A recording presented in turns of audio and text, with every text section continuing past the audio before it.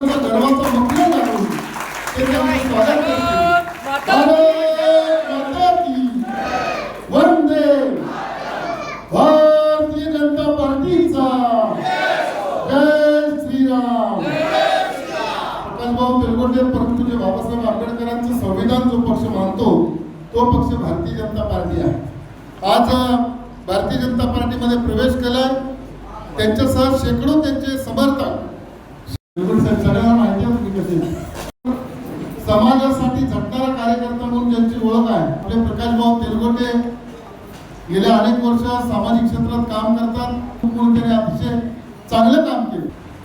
त्यामुळं त्यांनी अनेक मात्रे हे त्यांचे प्रमुख म्हणून ते जिल्हाध्यक्ष म्हणून आणि म्हणून आज ते भारतीय जनता पार्टीसह एवढ्या मोठ्या लवाजमे सुरुवातीला भारतीय जनता पार्टी माझ्या पत्नीने आर्थिक दृष्ट्या मी कमकुवत असताना सुद्धा कधी लढलो नाही, कधी झगडलो, कधी काही केलं। आज मला एवढं वाईट वाटतं।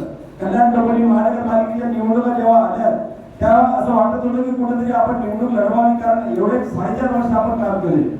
परंतु उद्धव साहेबांच्या निकटवर्ती मी ऍक्च्युली खरं तर त्यांच्याबद्दल बोलणार नव्हतो, परंतु बोलावं लागतं। त्यांचे संपर्क म्हणून जे आहेत गुरुनाथ कोण आणि त्यांचे सवंगडी त्यामध्ये संतोष जाधव सुद्धा असं आणि स्थानिक लेवलला जे ज्येष्ठ मंडळी आहे जी समोर येत होती पण मागून त्यांना प्रोटेक्ट करत होती आणि त्यांच्यामुळे या कल्याण डोंबिवलीमध्ये उद्धव बाळासाहेब ठाकरेंची वातावरण झाली आणि त्यामुळे बरेचसे शिक्षक इथून निघून गेले।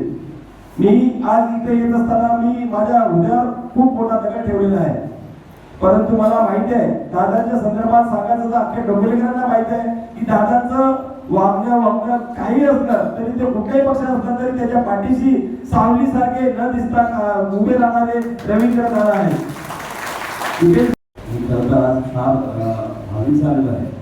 गेल्या 4-5 वर्षामध्ये मी संघटनेचं काम करत असताना मला अनेक अडचणी आल्या। माझा आज हृदय बोलून येते रवींद्र दादांचा अगदी 15-20 वर्षापासून संबंध आहे। ते कधी आमच्या राजकारणाच्या संदर्भामध्ये कधी आमच्या जवळ आले नसले तरी आम्हाला पाठवून त्याचा नेहमीच मला म्हणण्यापेक्षा डोंबिवलीकरांना साथ होता की त्याबद्दल दादांचा पाठवून आभार मानतो। आमचे विवेक भाई असतील ते माझे बंधू आहेत, मी त्यांच्या परिवारात आहे, तिकडे जरी असलो तरी त्यांनी कधी मला हे असं तरी बोलले नाही।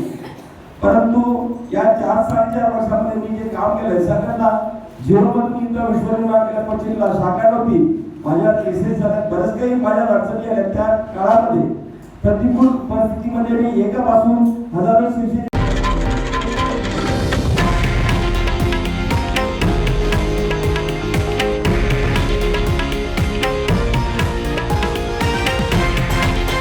हे आहे देशातील नंबर 1 न्यूज नेटवर्क आणि आपण पाहत आहात TV9 मराठी, एकमेव।